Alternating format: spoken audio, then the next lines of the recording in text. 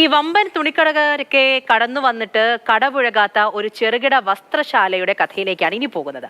Thiruvananthapuram അമരവിളയിൽ Chokkalingam cloth market എന്ന തുണിക്കടയ്ക്ക് 100 വർഷത്തോളം പഴക്കമുണ്ട്.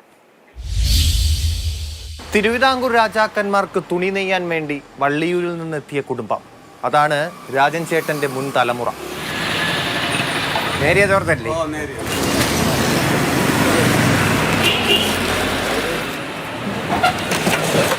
അപ്പൂപ്പൻ്റെ അച്ഛൻ്റെ കാലത്ത് തുടങ്ങിയ കടയാണ്. അത് സ്വാതന്ത്ര്യത്തിന് മുമ്പ് തുടങ്ങിയ കടയാണ്. പണ്ട് വന്ന് നല്ല കച്ചവടം ഉണ്ടായിരുന്നു. ഞാൻ പറയുന്നത് നേരത്തെ താലൂക്കിൽ പുടവയും കവണിയും വിൽക്കുന്ന ഒരു കട ഇത് മാത്രമാണുള്ളത്. നെയ്ത്ത് പുടവയും കവണിയും.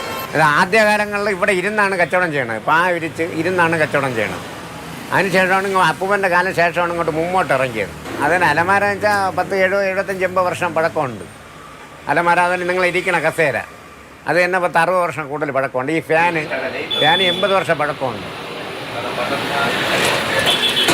3ാം ക്ലാസ്സിൽ പഠിച്ചിരുന്നപ്പോൾ നിക്കർ ഉടുപ്പും ഉള്ള തുണിയെടുക്കാൻ ഇവിടെ തന്നെ വരണത് അമ്മയുമായിട്ട്.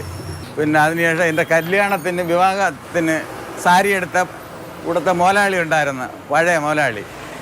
അത് അന്ന് 450 രൂപയാണ് മെയിൻ സാരി തന്ന്. പിന്നെ അതിൽ കൂടെ ഒരു തോർത്തും കൂടെ ഫ്രീ ആയിട്ട് തന്നു. എൻ്റെ തുണിയെല്ലാം കൂടെ തന്നു.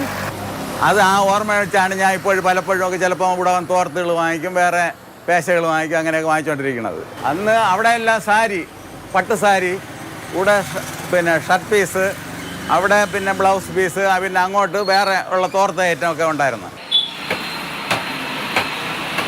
സാരി ഉണ്ട്, പാൻറ്റിൻ്റെ ബിറ്റ്, ഷർട്ട് ബിറ്റ്, ഇങ്ങനെ എല്ലാ ഐറ്റവും ഉണ്ടായിരുന്നു. പണ്ട് അതാണ് മെയിനായിട്ട്. റെഡിമെയ്ഡ് ഇവിടെ ഇല്ല നമ്മുടെ കടയിൽ. നമുക്കിപ്പോൾ റെഗുലർ യൂസായ കൈലി, തോർത്ത്, ബനിയൻ, ചട്ടി, ബെഡ്ഷീറ്റ് ഇങ്ങനെയുള്ള ഐറ്റമാണ് നമുക്ക് കൂടുതൽ ചിലവുള്ളത്.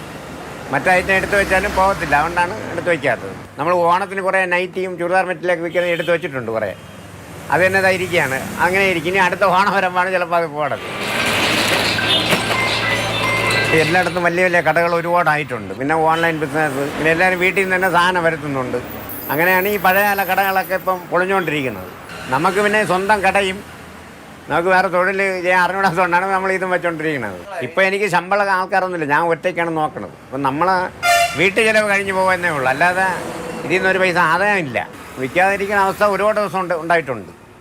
ഈ ഓണം കഴിഞ്ഞുള്ള ഒരു മാസം ഒരു പൈസ പോലും വിൽക്കില്ല ചിലപ്പോൾ.